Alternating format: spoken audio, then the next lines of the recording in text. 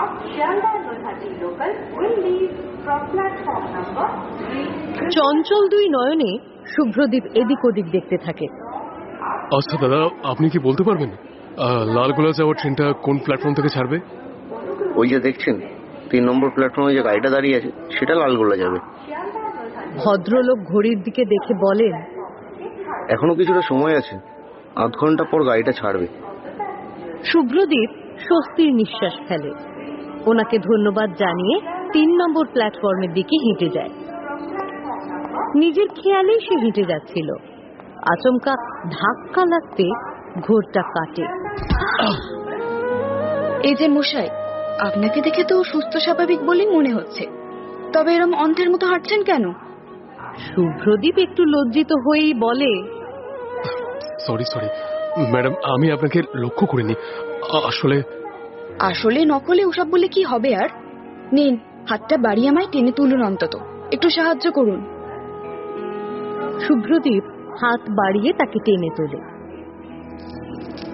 মেয়েটি নিজের গা হাত পা ঝাড়তে ঝাড়তে বলে, এবার থেকে রাস্তায় হাঁটার সময় একটু দেখে হাঁটবেন। নিহাত আমি ভালো মেয়ে বলে লোকজনকে ডাকলাম না, অন্য কেউ হলে এখনই লোক জড়ো করে ফেলতো, রাম ধোলাই খেতেন তখন। আমাকে ক্ষমা করে দিন, ভুলটা তো আমারই। আমি তো নিজের খেলেই মশগুল ছিলাম, তাই তো হঠাৎই আপনার সাথে এই ধাক্কা লেগে গেল। ঠিক আছে। মেয়েটা আর কোনো কথা না বলে চলে যায় সেখান থেকে। শুভ্রদীপ একবার পেছন ফিরে দেখে তাকে। ভারী অদ্ভুত মেয়ে তো, একটা থ্যাঙ্কস অব্দি বললো না। সাকে, আমি এখন ট্রেনে গিয়ে বসি।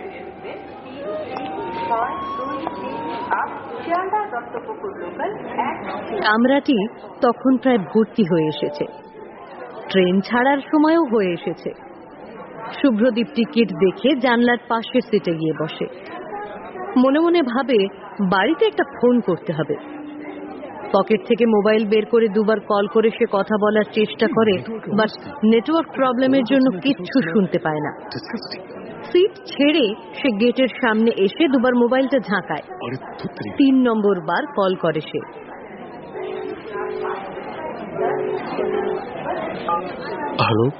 হ্যালো সৌমিলি, শুনতে পাচ্ছ? হ্যালো। অন্যদিক থেকে সৌমিলির কথাগুলো কাটা কাটা ভাবে ভেসে আসে কানে। তোমার কথাগুলো কেমন কাটা কাটা শোনাচ্ছে। হ্যালো, তুমি আমার কথা শুনতে পাচ্ছ? হ্যাঁ বলো, শুনতে পাচ্ছি। অন্বেষা কি করছে?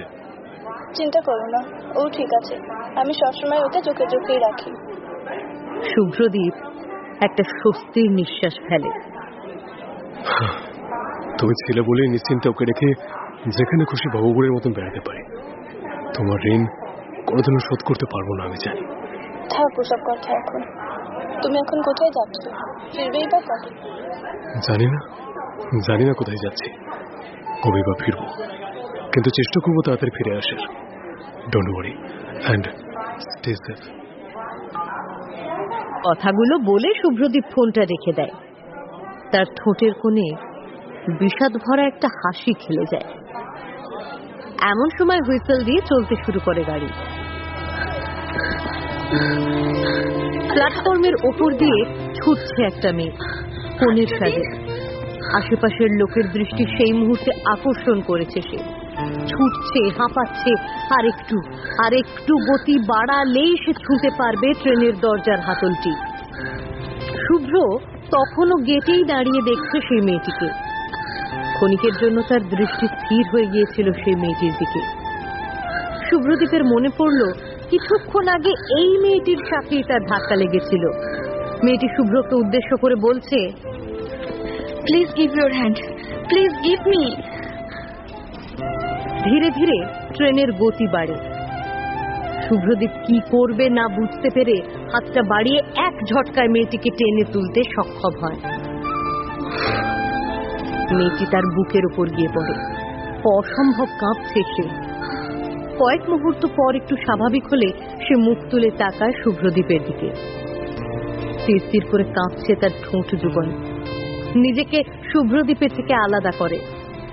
শুভ্রদীপও কিছুটা গুটিয়ে নেয় নিজেকে, তবে পরিস্থিতিকে কিছুটা স্বাভাবিক করতে সে বলে, আপনি ঠিক আছেন তো? কোথাও লাগেনি তো? অনেক ধন্যবাদ আপনাকে। আপনি না থাকলে কি যে হতো ভেবেই গায়ে কাটা দিচ্ছে। তাই এভাবে রিস্ক নেওয়াটা কি খুব জরুরি ছিল? এর পরের ট্রেনটা ধরতে পারতেন। জরুরি ছিল, পরের ট্রেনটার জন্য অপেক্ষা করার মতো পরিস্থিতিতে আমি নেই এখন। আচ্ছা চলুন এখন গিয়ে বসি। মেয়েটি